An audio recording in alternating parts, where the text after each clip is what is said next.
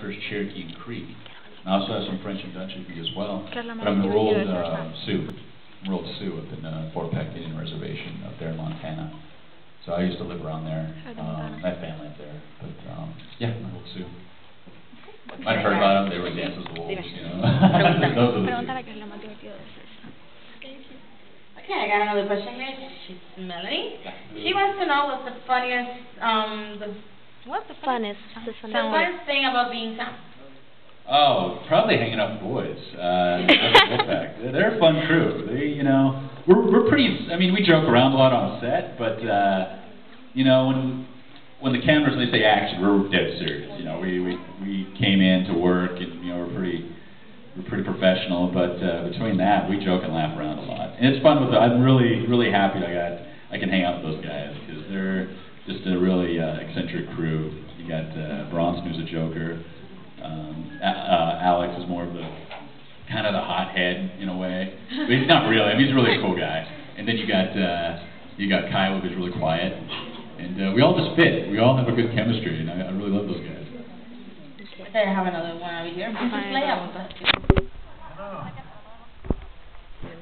What is your taste in like what would you expect from the person?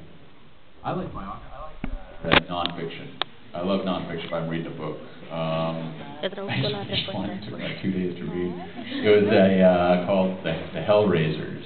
It was by what's the author's name? I forget, but it's about the life and times, the inebriated times of Richard Harris, and Theodore O'Toole, and Richard Burton. It was a fun read. I like nonfiction and music. I'm pretty open to all types of music.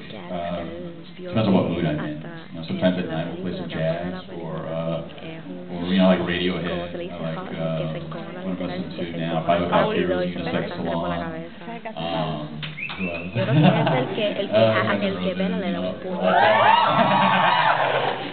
I like it all. Nice. Alrighty, I have a question from Lola. You want to ask? Have you ever been starstruck yourself? Like, who's your idol? Ooh, yeah. Well, I would say since I've been in Twilight, I've met a lot of famous people, and I met Slash once at one of his events and I was like a 13-year-old. God, I acted really uncool, you know. I was trying to keep it cool, you know, not really care, but I shook his hand. First thing I said is, I've been a fan of your music. You can see his eyes glaze over at that point. But they were really nice people. And yeah, and I met Duff McKagan, the bass player for Guns N' Roses, and some of the guys from Jane's Addiction.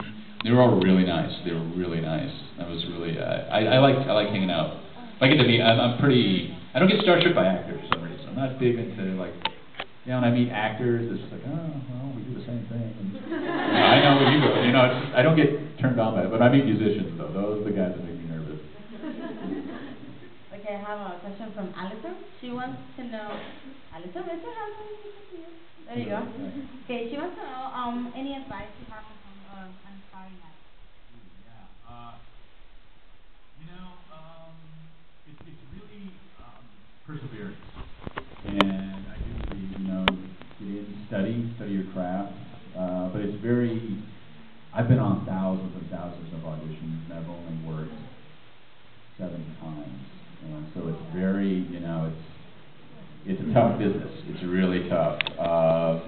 You know, if you stick with it, and just, I don't know, for me, it's a lot to do with, I'm very lucky.